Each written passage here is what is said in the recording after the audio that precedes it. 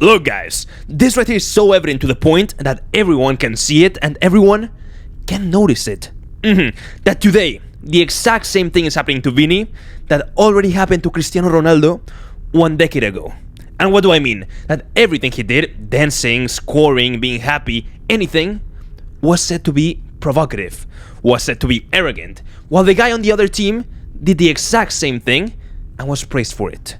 It was said that it was happiness, humility, a sign of being a star.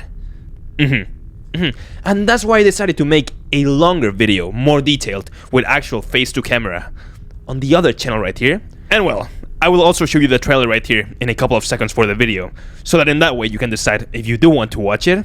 And well, I hope to see you there, and please subscribe.